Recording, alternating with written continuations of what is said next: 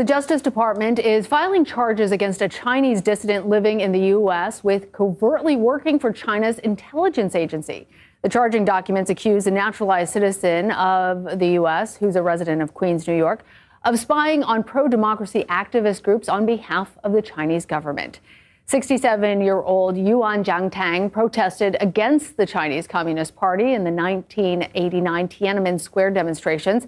He then defected to Taiwan before relocating to the U.S. CBS News Justice Department reporter Robert Laguerre is with us from our Washington bureau. So, Robert, what more are we learning about Tang? What's he accused of? And this case seems so bizarre because he was a dissident who protested publicly against the Chinese Communist Party, and now he's being accused of actually being a spy for it?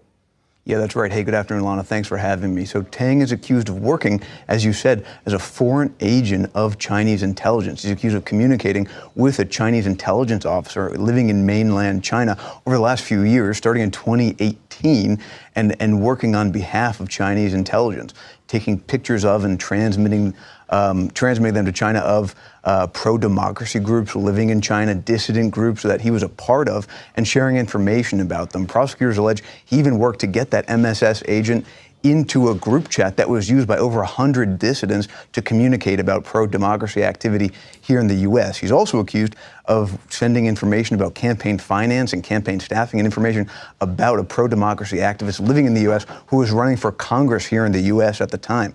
And so this criminal complaint basically lays out a sprawling allegation of a years-long campaign to leak information about pro-democracy groups living in the U.S. and sending them to China. He's also accused of traveling to China at least 3 times to meet with that MSS agent, and at one point having a bug put onto his cell phone that he used to transmit all this information directly to Chinese intelligence. And Robert, is this a common practice for China to try and target dissidents and use them for intelligence purposes?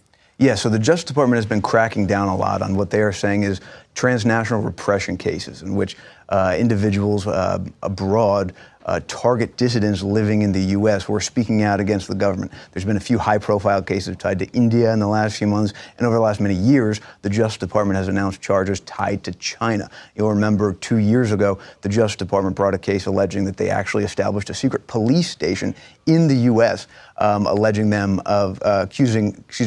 them of spying on dissidents in the U.S., and this is just another more recent example.